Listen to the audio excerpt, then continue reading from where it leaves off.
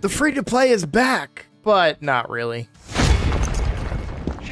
Hello everybody, I'm Roadblock and this is a Raid Shadow Legends video. So as you can see up in the top left, we are back on the free-to-play Roadblock 23 account. This is the main account. This is a really stacked one that has like really good shard pulls and stuff and good champions and all that stuff, right? And so I'm sure you're like, well, you said in the intro you're not really back. And I'm not really back. I'm temporarily back because as we've been discussing over the last couple of days in videos, people have been leaving the clan and such, and so we've brought in a couple of alts. You can see we brought in an alt here and my alt here with the intention of basically just trying to maximize our rewards for clan v clan because it is a personal rewards, so we want to make sure that we're filling those gaps. Now, if you are curious, we do have 3 openings. The best way is to contact Jane in my Discord. The Discord should be linked in the area below, but just you can @ me or @ anybody. Jane's active in the Discord for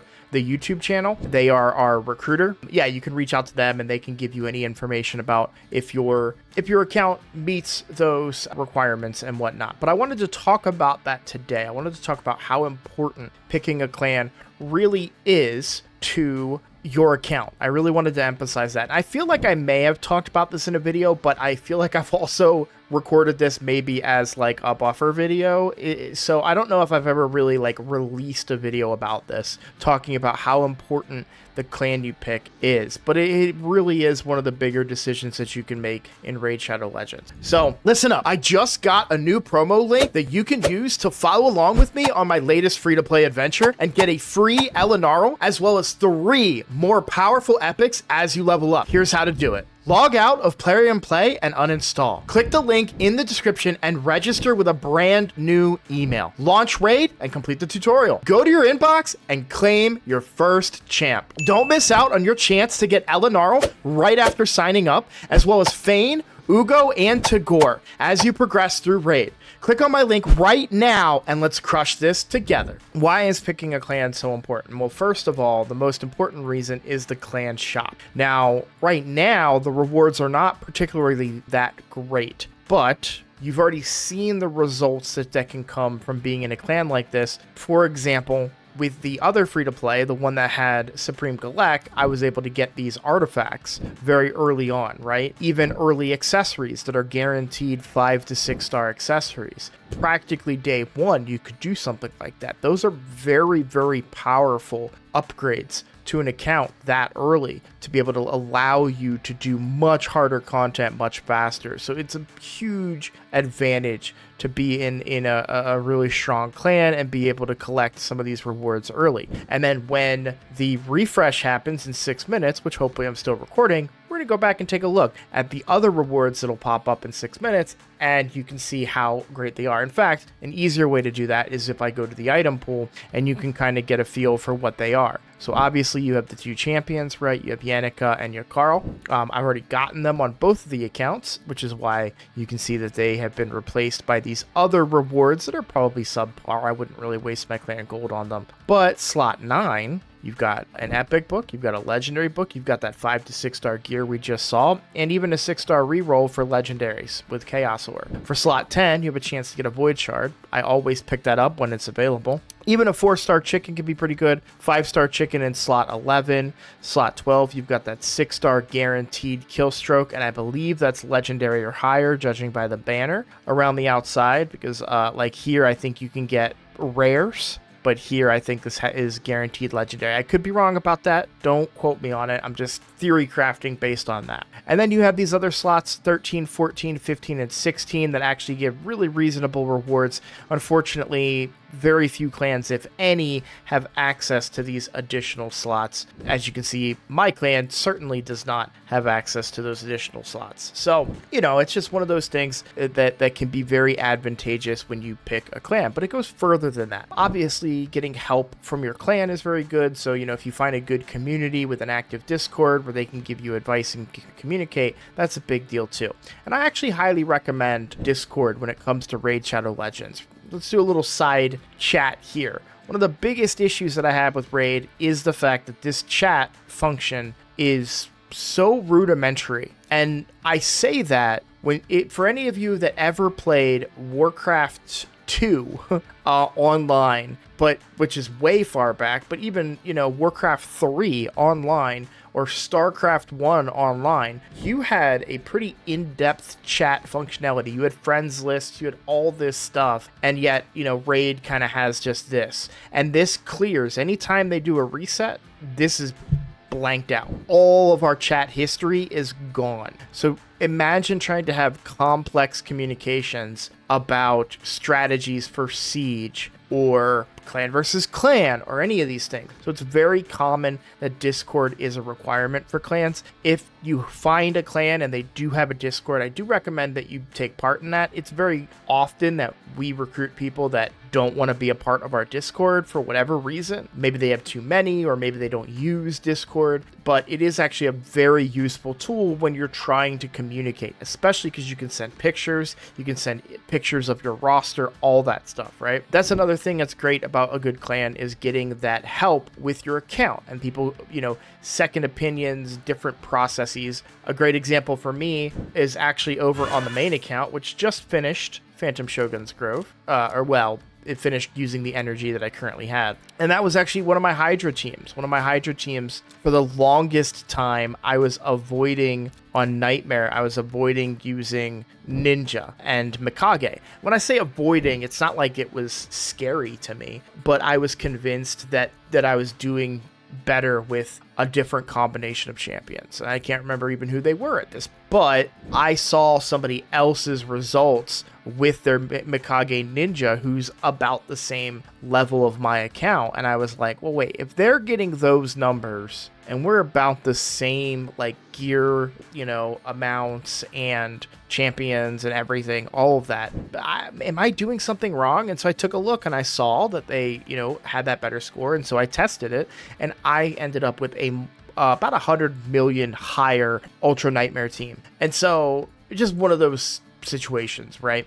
And that is how a good clan can be useful, because you can learn from other people. Now, one thing I want to talk about, this is the application process. So as I said, this is not something a lot of people see unless you're a clan leader or an officer in a clan. One of the problems that you kind of run into when it comes to recruiting is that you get a lot of this. Now, you can see the player power levels, of course, but the bronze is a red flag, right? If I see somebody in bronze, you're not getting accepted into the clan, right? This gold 4 is promising. We're full now. We just took a guy, and I actually picked the guy because he was the only person to apply today, and I assume guy, sorry, but I picked that person because they were gold 5 in arena. And that's actually a very, very big deal to me. It shows that you actively play, but it also means that you are going to get the benefits of arena, which is higher stats across the board. And that's very, very important and very, very valuable. So that's the first thing I look at. I don't look at player power. I don't look at your roster. I don't look at any of the other things outside of, are they gold 5? And it's actually a requirement within our clan to stay in gold 5,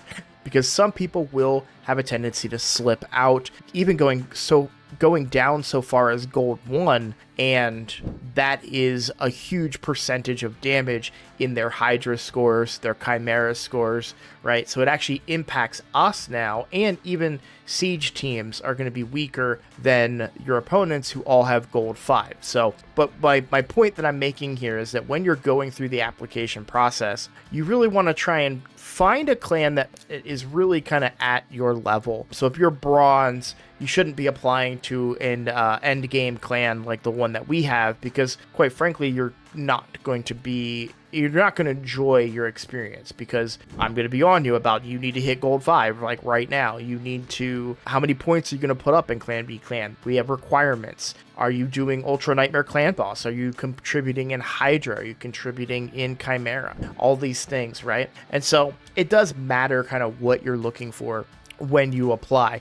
I even am not going to go and apply to Imperium or Sacred Pandas. And for those of you that don't know what I'm talking about, if you come to the rankings, you can see we've got Immortal Elite, Imperium, Sacred Pandas, right? Even though I've been playing for a while, there's no desire. I know that I do not have an account good enough to be in these levels, right? And so I wouldn't I wouldn't make that mistake. I wouldn't go after that. Likewise, you want to try to appeal to a clan at your level, but there are a few caveats. You want to know when to evolve or level up or transition, whatever words you want to use, to a different clan. So let's say that you're a very serious hardcore player. Let's say that it's like me with the free-to-play account, Supreme Galek account, and I didn't join my clan right away, and I joined a different clan, one that maybe doesn't have, maybe they've got easy, normal, and hard down. In fact, this is a problem in the free-to-play challenges. A lot of times in the free-to-play challenges, the clans, you know, for the challenges get brutal down, but killing Nightmare or killing brutal even becomes a problem, right? They get hard down, but killing brutal becomes a problem because it's such a large bump in HP, right? And that can be a problem for players that are ready to do Nightmare and test themselves because they have Geomancer and they have ally protection and all these beneficial things to be able to find success in Nightmare and actually put up like a 4-key, but it's not unlocked. And that may be something where you want to double check and say, okay, look, I know where I'm at. I feel like I could probably do 4-key, 3-key Nightmare, but it's not unlocked. I think I need to try and find a different clan to be able to find that success that I'm looking for. And you know, that may be what you have to do. It's definitely something that you don't want to sleep on. Well, if we go back and look at the clan shop, we can see, so this is what I love, and I'll move myself here just a bit, because every clan versus clan, they put this energy in here, right? This is rotated. So if we go to the item pool, it rotates back and forth between a 3-star chicken and slot number 2. This energy, it's 1,000 energy for, surprise, 1,000 clan gold, and that is very, very useful when it comes to completing, obviously, clan versus clan, but completing anything in the game. Having access to 1,000 energy at will is going to help you out. For example, right now, we're doing the coalition event. I'm pretty far away, but I'm going to get 1,000 energy that I'm going to be able to pump into the event dungeon and Phantom Shogun's Grove to hopefully bring my total up and get me closer to that 20,000. Over the next day, I'm going to be pumping a lot of energy over the next day to try and knock out these quests, as well as doing as much arena as I can just to, you know, pump these out. Unfortunately, any of these elite quests I can't do. I will be doing this Phantom Shogun's Grove. That's why I was running that between videos here. And I'm actually, you know, going to be running that certainly during Clan v Clan because it's a great source of points. But yeah, when you're picking a clan is incredibly important because of all of these reasons. And I think, you know, the other thing I also want to emphasize too is clan quests can be a bit of an issue as well. So if you join a lower level clan, you're going to have potentially 30 people, and probably not. When you're joining those lower level clans, you probably got like 5 or 6 people that haven't logged on for 2 weeks and people that don't even grab quests and stuff, but it can be a madhouse fighting for these quests. Now, this literally just reset, which is why no one's there. Personally, I don't even do these anymore. I know that it's a waste of clan gold, but to be completely honest, I've got 90,000 clan gold and I never have enough stuff to spend it on anyways. So when we look in the clan shop, it's like I'll buy my energy. I don't buy this silver very often. Maybe I will, you know, when I need it. Yeah, I tend not to buy that much stuff in the clan shop, so maybe I'm crazy, but yeah, I don't bother taking the clan quests because then I don't have to piss anybody off that's like, oh man, I didn't get the quest I wanted, so I kind of leave it empty. But yeah, what kind of drove me to make this video today was seeing all these people applying and you know, bronze people applying into an endgame clan. And the fact that their applications are still showing there means that no other clan picked them up yet if they're applying to multi-clans. So it's a difficult thing to try and figure out like what clan that you're gonna really become a part of, but it is a very important decision to make. It can have a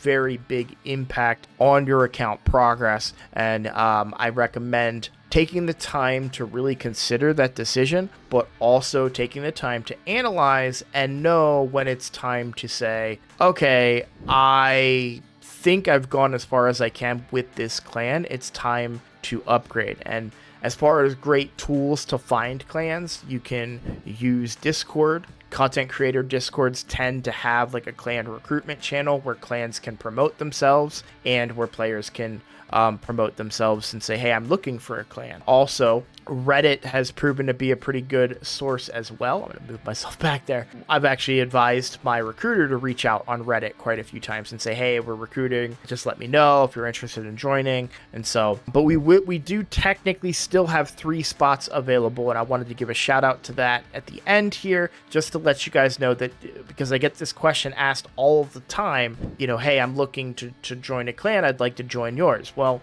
this is going to be the best time. Now, most likely, you're not going to want to switch clans until a Friday. The reason being that if we go look at my free-to-play, which just joined my clan, like I literally just joined. In fact, I think it's in the, I joined at 12:05 a.m. That was 2 hours ago. So when I did that, if you go to clan bosses, Hydra, ineligible, Chimera, ineligible. Now that is, I believe, for Clash. I think I can still contribute and use my keys. Yeah, I can still use my keys to get the rewards, but I won't be eligible for the Clash stuff. So if we go to my main account, you'll see, yeah, points with Clash, right? So transitioning on a Friday is when I recommend doing that, because it's right after Chimera resets, and it should give you time. I believe it will also count regarding Hydra. You'll still be able to do it that week as well. So